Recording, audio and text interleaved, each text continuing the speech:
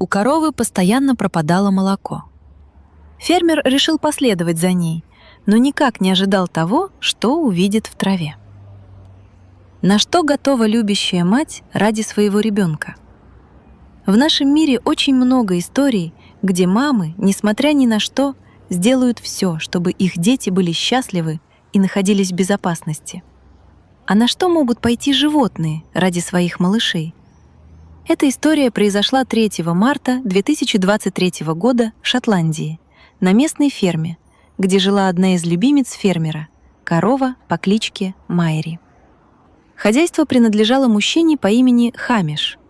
Помимо любимицы, у него было еще небольшое стадо дойных коров. На протяжении уже многих лет Хамиш и его помощники каждый день доили животных. Доильных аппаратов тогда еще не было, поэтому все делали руками. Однажды Хамиш заметил, что у Майри исчезло молоко. Первым делом мужчина подумал, что корова просто заболела, и вызвал ветеринара. Но, к его счастью, она оказалась абсолютно здорова, никаких нарушений в организме не выявили. Тогда фермер решил понаблюдать за ней. Любопытство просто распирало его изнутри. В очередное утро мужчина повел своих коров на луг рядом с лесом, где всегда было много травы. Хамиш заметил, что Майри стала как будто специально отставать от стада, идти медленнее всех, а затем повернула в сторону леса. Фермер пошел за ней. Мужчина задавался про себя вопросом: вот что делать корове в лесу, когда рядом есть поляна, где много травы? Ешь столько, сколько влезет. Проследив за Майри, он никак не ожидал того, что там увидит.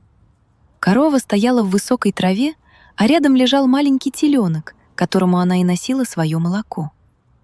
Оказалось, что Майри произвела на свет новую жизнь, но решила спрятать свое сокровище от фермера и остальных людей. Дело в том, что когда коровы рожают, их телят забирают в специальные помещения, подальше от взрослых особей. Майри не была исключением. К сожалению, она уже дважды теряла своих детей. В этот раз, чтобы малыш выжил, она решила действовать по-своему, чтобы никто не мог навредить детенышу. Во время прогулки она приходила к нему и кормила, поэтому у нее и пропадало молоко. Хамиш решил, что не будет разлучать мать и детеныша, и поместил их в отдельный загон, где они смогут быть вдвоем. Как говорит мужчина, животное с таким сильным материнским инстинктом всегда заслуживает счастья, а счастье в детях.